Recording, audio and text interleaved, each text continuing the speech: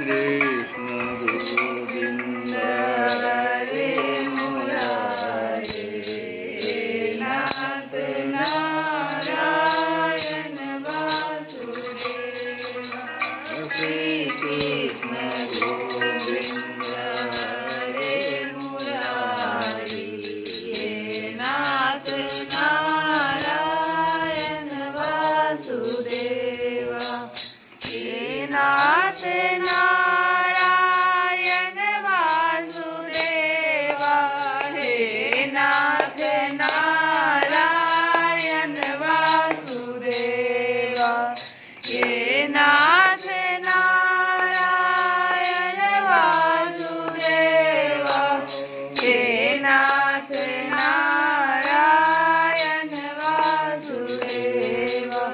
श्री कृष्ण गोविंद हरे मुरारे, हे नाथ नारायण वासुदेव। राम हरे राम,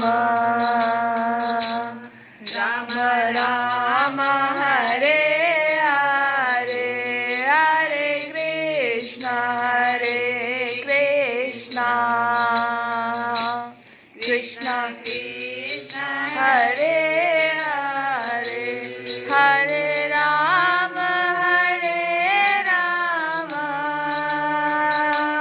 राम राम हरे हरे, हरे कृष्ण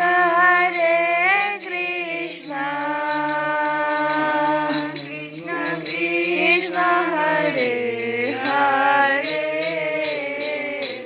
हरे राम राम राम हरे हरे, हरे कृष्ण कृष्ण कृष्ण हरे हरे। जय श्री कृष्ण।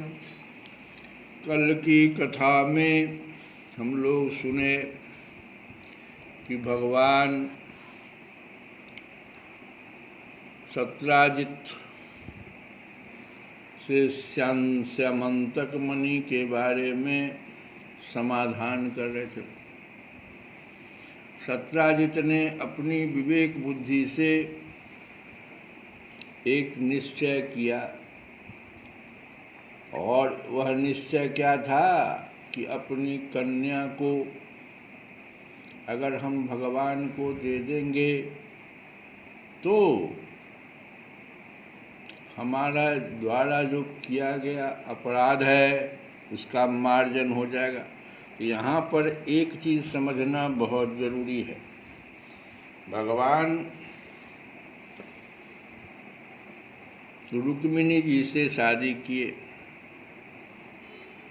शादी का प्रकार 4 प्रकार का होता है। सबसे अच्छा ब्राह्मण विधि माना गया है, जिसमें कि ब्राह्मणों के द्वारा अग्नि को साक्षी करके, देवताओं को साक्षी करके और दान किया जाता है कन्या का। भगवान राक्षस विधि से यहाँ उठा रहे हैं। इसके पीछे बहुत बड़ा कारण था। रुक्मिणी जी लक्ष्मी जी की अवतार थी, और कोई व्यक्ति लक्ष्मीपति बनना चाहता, कोई व्यक्ति नहीं, आज के युग में, कलयुग में सब लोग लक्ष्मीपति बनना चाहते हैं।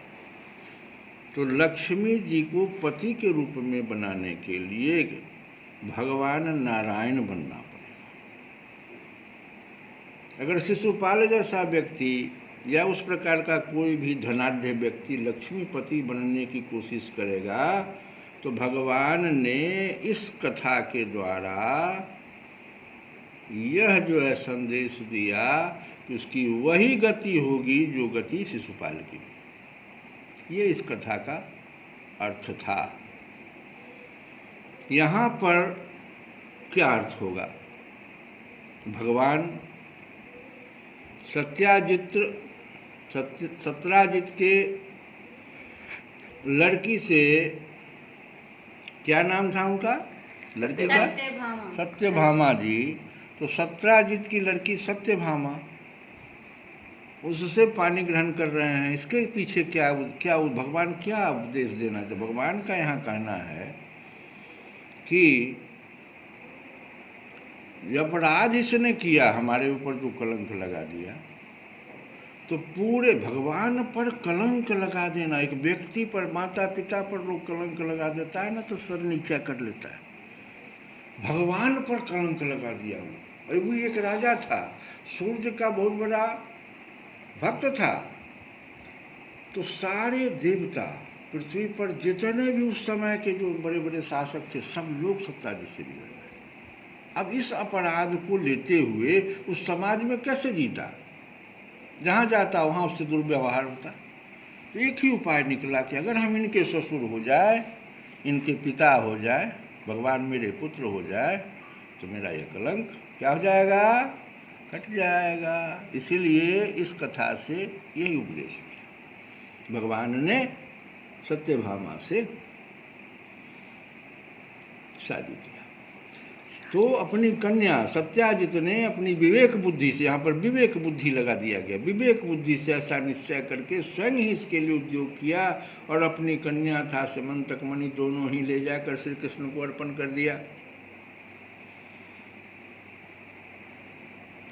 सत्यभामा, इससे पहले जामवंती आ गई थी ना, उसके पीछे क्या उपदेश? उसके पीछे उपदेश है कि जामवान जी, जो कि भगवान के परम भक्त थे, राम जी के परम भक्त थे, वो जो है एक ऐसी वस्तु को पाए जो अनोखा था और उसको ला करके अपने पुत्र को दे दिया कि तुम खेलो इसके साथ। तो भगवान से प्रार्थना, भगवान को पहचान गए जामवान जी, तो अब प्रार्थना कर रहे हैं कि प्रभु, एक लड़की को दिया गया दान कैसे हम आपको दें?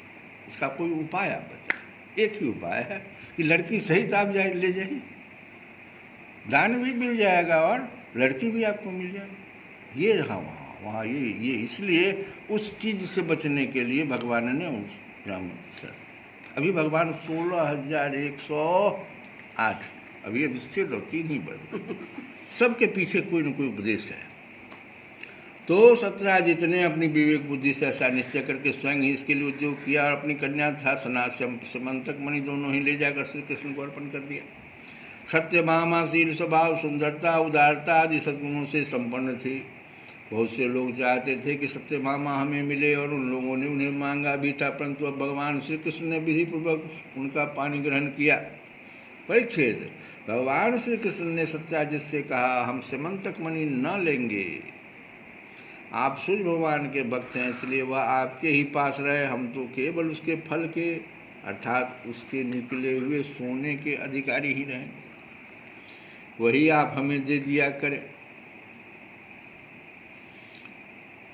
श्री सुखदेव जी कहते हैं, परीक्षित, यद्यपि भगवान श्री कृष्ण को इस बात का पता था कि लाक्षागृह की आग से पांडवों का बाल भी बांका नहीं हुआ है, यहाँ से कथा बदल रही है, क्योंकि वो 3 उपदेश तो हो गए, अब लाक्षागृह की बात आ रही है। तो भगवान श्री कृष्ण को इस बात का पता था कि लाक्षागृह की आग से पांडवों का बाल भी बांका नहीं हुआ है, तथापि जब उन्होंने सुना कि कुंती और पांडव जल मरे, तब उस समय का कुल परंपरोचित व्यवहार करने के लिए वे बलराम जी के साथ हस्तिनापुर गए। वहाँ जाकर भीष्म पितामह, कृपाचार्य, विदुर, गांधारी और द्रोणाचार्य से मिलकर उनके साथ संवेदना, सहानुभूति प्रकट की और उन लोगों से कहने लगे, हाय हाय, यह तो बड़े ही दुख की बात हुई। भगवान श्री कृष्ण के हस्तिनापुर चले जाने से द्वारिका में अक्रूर और कृतवर्मा को अवसर मिल गया। उन लोगों ने शतधन्वा से आकर कहा, तुम सत्राजित से मणि क्यों नहीं छीन लेते? सत्राजित ने अपनी श्रेष्ठ कन्या सत्यभामा का विवाह हमसे करने का वचन दिया था और अब उसने हम लोगों का तिरस्कार करके उसे श्री कृष्ण के साथ ब्याह दिया है। अब सत्राजित भी अपने भाई प्रसेन की तरह क्यों न यमपुरी में जाएं। शतधन्वा पापी था और अब तो उसकी मृत्यु भी उसके सिर पर नाच रही थी। अक्रूर और कृतवर्मा के इस प्रकार बहकाने पर शतधन्वा उनकी बातों में आ गया और उस महादुष्ट ने लोभवश सोए हुए सत्राजित को मार डाला। इस समय स्त्रियां अनाथ के समान रोने चिल्लाने लगी, परंतु शतधन्वा ने उनकी ओर तनिक भी ध्यान न दिया। जैसे कसाई पशुओं की हत्या कर डालता है, वैसे ही वह सत्राजित को मारकर और मणि लेकर वहां से चंपत हो गया। सत्यभामा जी को यह देखकर कि मेरे पिता मार डाले गए हैं, बड़ा शोक हुआ और वे हाय पिताजी मैं मारी गई इस प्रकार पुकार पुकार कर विलाप करने लगी। बीच बीच में वो बेहोश हो जाती थी और होश में आने पर फिर विलाप करने लगती। इसके बाद उन्होंने अपने पिता के शव को तेल के कड़ाही में रखवा दिया और आप हस्तिनापुर को गई। उन्होंने बड़े दुख से भगवान श्री कृष्ण को अपने पिता की हत्या का वृत्तांत सुनाया। यद्यपि इन बातों को भगवान श्री कृष्ण पहले से ही जानते थे। परीक्षित, सर्वशक्तिमान भगवान श्री कृष्ण और बलराम जी ने सब सुनकर अब मनुष्यों की इसी लीला करते हुए अपनी आंखों में आंसू भर लिए और विलाप करने लगे, यहो हम लोगों पर तो यह बहुत बड़ी विपत्ति आ पड़ी। इसके बाद भगवान श्री कृष्ण सत्यभामा जी और बलराम जी के साथ हस्तिनापुर से द्वारिका लौट आए और शतधन्वा को मारने था उसे मणि छीनने का उद्योग करने लगे। श्री कृष्ण गोविंद हरे मुरारे हे नाथ